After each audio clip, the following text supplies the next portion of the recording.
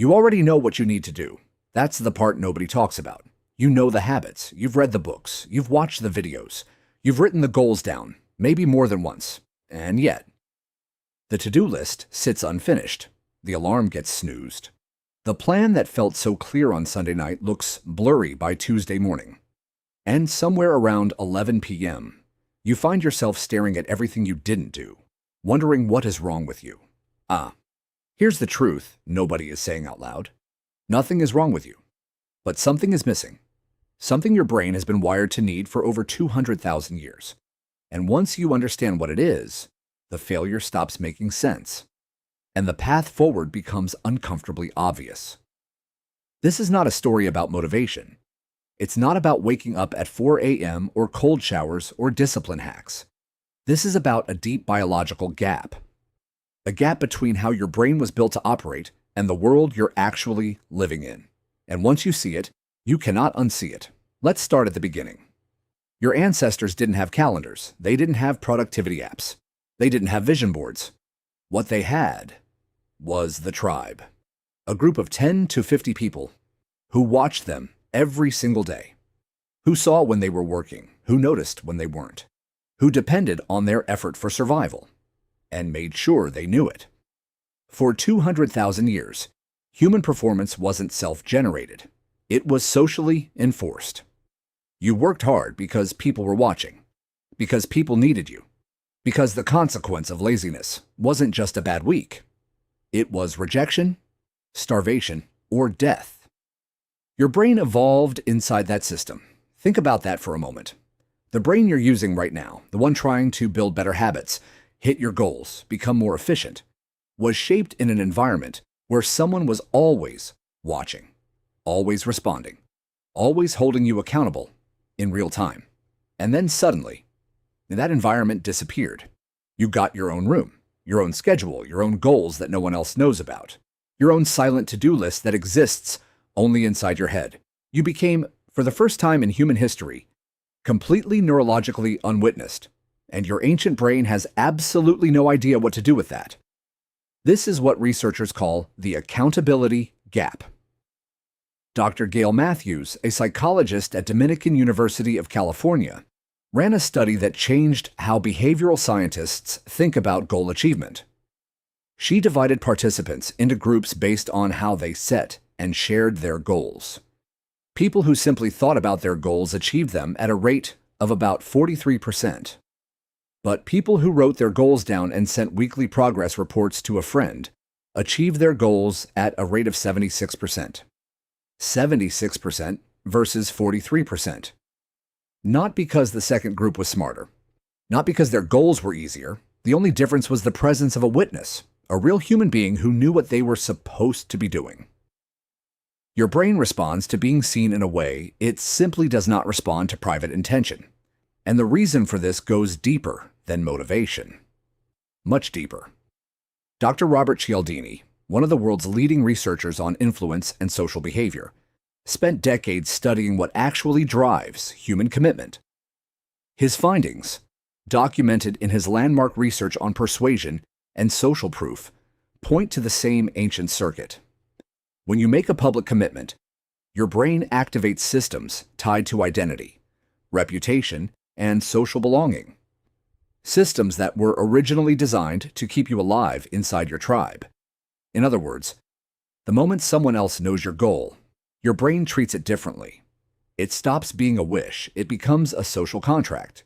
And your nervous system starts treating failure not as a minor inconvenience, but as a threat to your standing in the group, exactly the way your ancestors would have experienced it. This is not a mindset trick. This is evolutionary biology doing exactly what it was built to do. But here's the part that most productivity advice completely ignores. The modern world removed the witness, and most people are trying to build high efficiency in a system their brain was never designed for, alone, in silence, with no one watching and no real consequences visible to anyone but themselves. You are not lazy. You are neurologically unwatched, and there is a profound difference. Now, enter David Goggins. If you don't know who he is, here's the short version. He went from being an overweight, directionless young man working as a pest exterminator to becoming one of the most decorated endurance athletes in the world, a Navy SEAL, an ultra-marathon runner, and a man who broke the world record for pull-ups by doing over 4,000 in 17 hours. And in his book, Can't Hurt Me, Goggins revealed one of the most raw and counterintuitive tools he used to rebuild himself from the ground up. He called it the accountability mirror. The concept was brutally simple. Every morning, Goggins stood in front of his bathroom mirror and spoke directly to himself. Not affirmations, not vague encouragement, specific, uncomfortable truths. He wrote his goals on sticky notes and placed them on the mirror. He stood there, looked himself in the eyes, and addressed his failures directly. No softening, no excuses. Just the gap between who he was and who he claimed to want to be, made visible, made real, made impossible to ignore.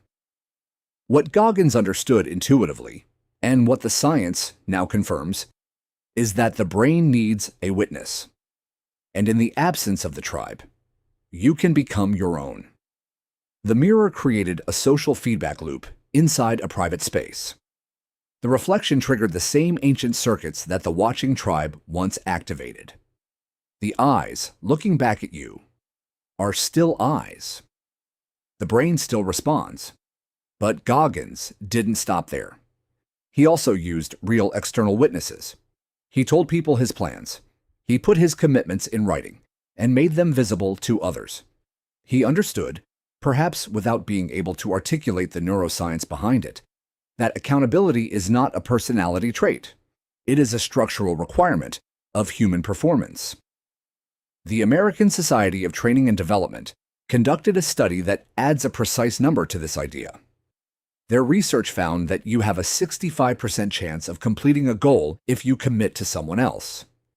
And if you schedule a specific accountability appointment with that person, a time where you will report back, the success rate climbs to 95%. 95%. Not because the goal got easier, not because the person helping you is doing the work for you, simply because the social circuit is now active. The ancient wiring is engaged, and your brain, finally operating inside the structure it was built for, performs. So why do 99% of people still fail to reach high efficiency? Because they are working against their own neurology. They are trying to build peak performance in isolation. They keep their goals private so they don't feel embarrassed if they fail. They work without feedback. They move through their days without anyone, including themselves, truly watching. And the brain, without a witness, defaults to its baseline: comfort, distraction, minimum viable effort, the path of least resistance that kept your ancestors alive on low energy days when the threat level was low and the cost of rest was manageable. The problem is that low energy default was designed for a world where the tribe handled the accountability. Today, when the tribe is gone, the default is no longer safe. It's a trap. The accountability mirror protocol is not complicated, but it is specific. It starts with radical honesty, the kind Goggins practiced, looking at yourself or at the people around you, and refusing to hide from the gap between your current reality and your stated goals, not to punish yourself, but to make the gap visible. Because what is visible can be addressed. What is hidden will grow. It continues with externalization. Bring your goals out of your head and into shared reality. Tell someone whose opinion matters to you. Write it down where someone else can see it. Schedule a check-in. Create the social witness your brain is biologically wired to need, and it demands consistency. Not a one-time declaration. A recurring loop of visibility, feedback, and recalibration. The tribe didn't just watch you once, they watched every day. Your accountability structure needs the same frequency. This is the reason high-performing people in every field, from elite athletes to top executives to military operators, almost universally use coaches, mentors, training partners, or peer accountability systems. It is not because they are weak. It is because they understand, consciously or instinctively, that human performance was never designed to be self-sustaining in isolation. You were built for witness. You were built for feedback. You were built to perform inside a structure where your effort is seen and your progress is real to